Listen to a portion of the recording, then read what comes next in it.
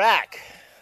This is Elliott Serrano and Jose Melendez coming to you from Dreamland Comics in Schaumburg, Illinois. Thank you for joining us here in the Comic Culture Warrior YouTube channel.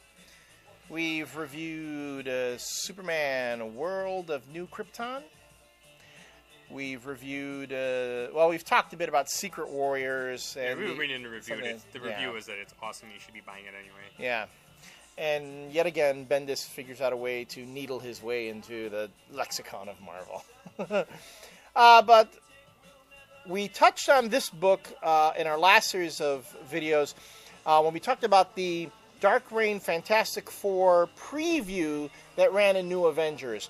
And the book itself came out this week, Dark Reign Fantastic Four by Jonathan Hickman and Sean Chen. And all the concerns that I had from reading the preview, which I knew I didn't need to have, addressed. Bam, right off the bat. Jonathan Hickman did exactly what I had hoped he would have done in as far as addressing how Reed Richards deals with his issues with Secret Invasion and what happened. And I wonder if, and this is another cool thing too, if you haven't read the book, this bit where the credits phase through the Baxter building in Bridge. Looks like a Jonathan Hickman thing. This looks like a Hickman thing. Something that they also do in Fringe, right? The show Fringe. Yeah, well, in the Fringe, they don't really put it in there. They actually, like, if it says like where it's at, like in Massachusetts, they'll put the word on top of the scene, but it's like the words are actually there. Though, right, like you exactly. drive right by them and stuff. This was very, very clever. But you're right; it did look like a Hickman thing. Maybe it was, maybe it wasn't. But good book, great setup. I enjoyed how, even though this book is just setting up the story, you still get something from it. Right. Stuff actually happens. The story is moving along, and it's not all this, set up, and then we're going to start having things happen. I mean, right from the get-go, the Fantastic Four are dealing with the aftermath of Secret Invasion, the fact that they've lost all their stuff. Yeah, and they're rebuilding the Baxter building. Rebuilding the Baxter Johnny building. Storm is really depressed because he lost his black book. Oh, man. I don't blame him. He's kind of bummed like the whole first half, which is actually pretty funny. But it's funny because it's the first page, it's like he's having this existential crisis, and you're going, wow, Johnny's gotten really deep here. You turn the page, nah, he's being Johnny Storm. And again, the relationship between Ben and Johnny, Jonathan Hickman does really get. Of course, Sue's got to come in and play the big sister, the adult. And no sooner than you can say chicken pot pie, Norman Osborn decides to take a shot at the Fantastic Four.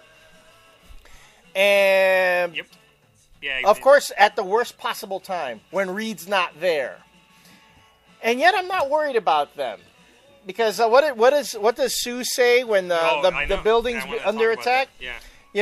She basically says, she goes, I want this over 2 minutes after we hit the lobby. And you continue to read, and she sounds like now she's the field leader. And yes. She actually is pretty much telling these guys what to do, and she's already thought it through. And I haven't seen that in a long time from Sue Richards.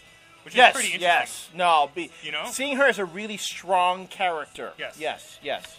I mean, the last time I saw her like that, I want to say a bit in the Mark Waid run, but mostly in the John Byrne run when John Byrne did.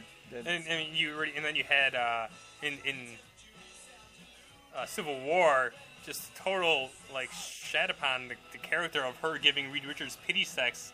Leaving a note, giving him pity sex, and then leaving him. And then leaving him. Wow. Mark Miller really got her. Yeah. Really nailed it. No pun intended.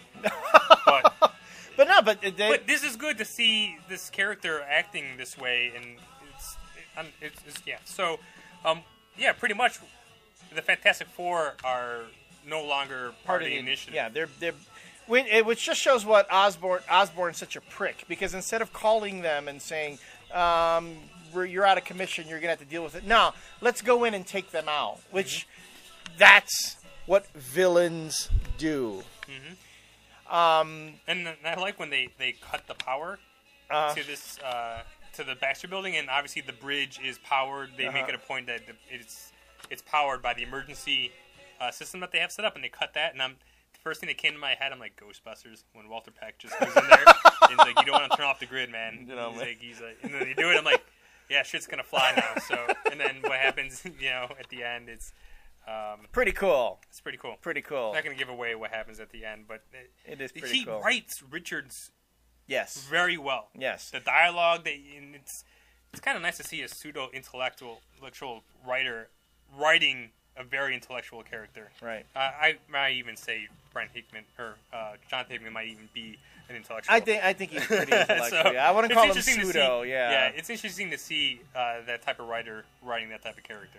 But he writes Reed Richards not only as a very intelligent man, but he's a human being too. And they made him more human in this than I've seen him in a very long time. Because he's actually the reason that he's building this bridge is because he wants to know what went so wrong in the Marvel Universe, and he blames himself for everything. He blames himself for the Illuminati, for Civil War, for Secret Invasion. He blames himself, and you finally see him having a little bit of remorse, right? And just acting human.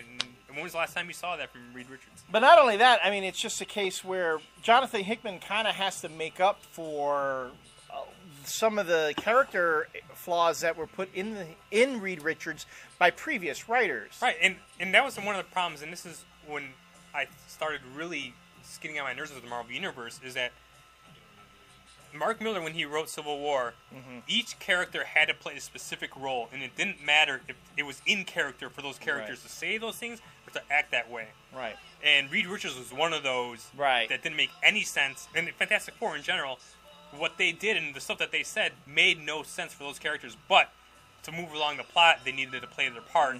And now they're kind of finally getting back to fixing things the way they should be. Right. So this is a 4-star book right here. 4-star book for the Fantastic Four. Jonathan Hickman, I'm really looking forward to reading the rest of this series and seeing what he does on the book itself. And Fantastic Four really deserves to be the top book in the Marvel Comics. This up Fantastic there. Four, not the other. Yeah, really, alongside the Avengers and the X-Men books. So we'll end it on that. Mr. Hickman, thanks for posting to this interview. Maybe posting a link to this, but I don't know. I'll send it, and who knows if you'll do it or not. We'll see. Oh, and if you do see this, can you let us know when Red Mask from Mars number 3 and 4 are going to ship ever?